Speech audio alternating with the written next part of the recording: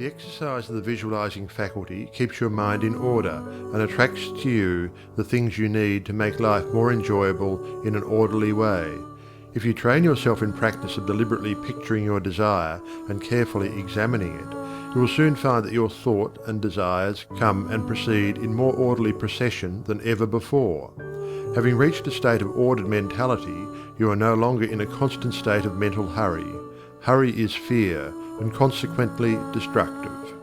In other words, when your understanding grasps the power to visualize your heart's desire and hold it with your will, it attracts to you all things requisite to the fulfillment of that picture by the harmonious vibrations of the law of attraction.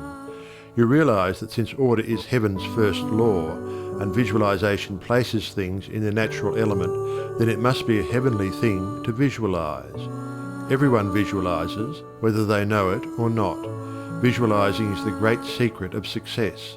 The conscious use of this great power attracts to you greatly multiplied resources, intensifies your wisdom, and enables you to make use of advantages which you formerly failed to recognize. We now fly through the air, not because anyone has been able to change the laws of nature, but because the inventor of the flying machine learned how to apply nature's laws, and by making orderly use of them produced the desired result.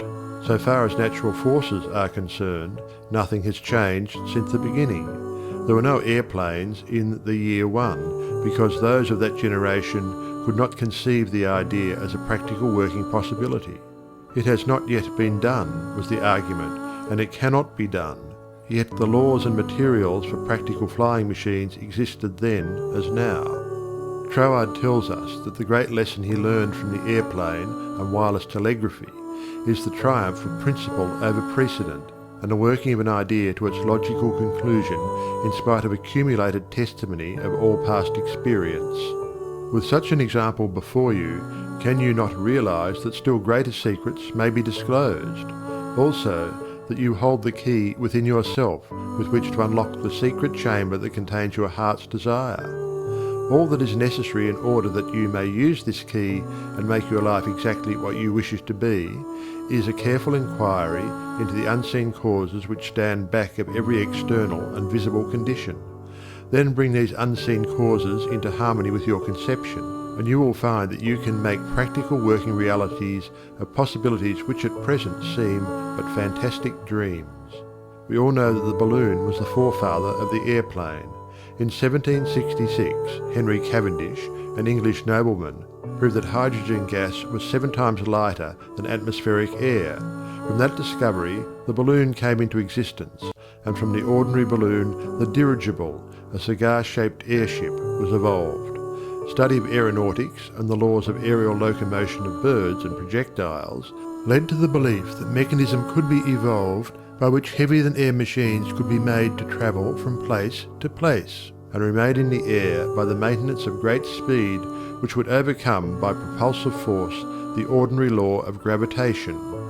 Professor Langley of Washington, who developed much of the theory which others afterwards improved, was subjected to much derision when he sent a model airplane up, only to have it bury its nose in the muddy waters of the Potomac.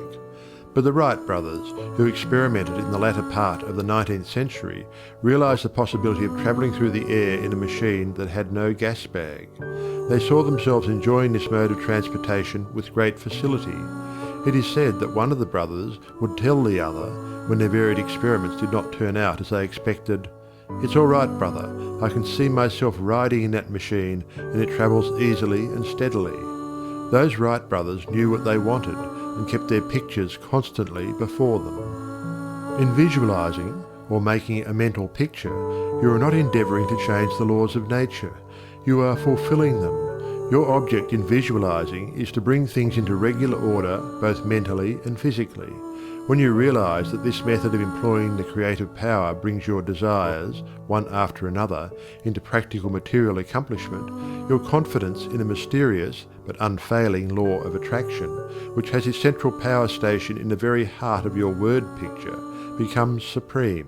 Nothing can shake it. You never feel that it is necessary to take anything from anybody else. You have learned that asking and seeking have receiving and finding as their correlatives. you know that all you have to do is to start the plastic substance of the universe flowing into the thought molds your picture desire provides.